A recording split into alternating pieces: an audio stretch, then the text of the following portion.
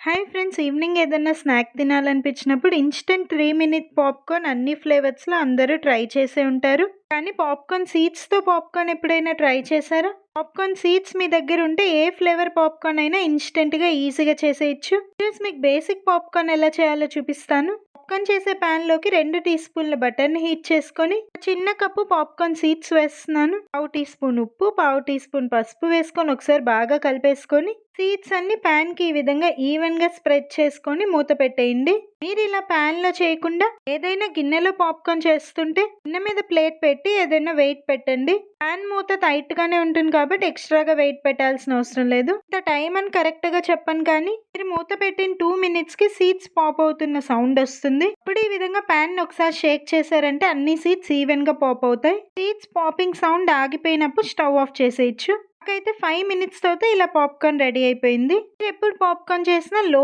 ఫ్లేమ్‌లోనే పాప్‌కార్న్ చేయండి. అప్పుడే అన్ని సీడ్స్ ఈవెన్‌గా పాప్ అయ్యి మాడిపోకుండా వస్తాయి. చూసారా పాప్‌కార్న్ ఎంత క్రిస్పీగా వచ్చిందో? మీరు మంచి క్వాలిటీ కార్న్ కెర్నెల్స్‌తో ఇలా పాప్‌కార్న్ చేశారంటే అన్ని సీడ్స్ పాప్ అయ్యి కొన్ని మాత్రమే డ్యామేజ్ ఉన్నటివి పాప్ అవ్వవు. ఇది బేసిక్ పాప్‌కార్న్. ఈ పాప్‌కార్న్ మీద మీకు నచ్చిన ఫ్లేవర్, స్పైస్ పౌడర్స్ స్ప్రింకిల్ చేసుకొని తినేయొచ్చు. అంటే cheese powder, red chilli powder, chaat masala, peri peri masala ఇలా ఏ మసాలా పౌడర్ అయినా స్ప్రింకిల్ చేసుకొని తినొచ్చు. బేసిక్ పాప్‌కార్న్‌లో సాల్ట్ అండ్ పసుపు వేయకుండా caramel popcorn, peanut butter popcorn, chocolate popcorn ఇలా రకరకాల పాప్‌కార్న్ చేయొచ్చు. క్యారమిల్ పాప్‌కార్న్ ఎలా చేశానో నెక్స్ట్ షార్ట్ వీడియోలో చూపిస్తాను. వీడియో నచ్చితే ప్లీజ్ ఒక లైక్ చేసి మన ఛానల్ తప్పకుండా సబ్స్క్రైబ్ చేయండి.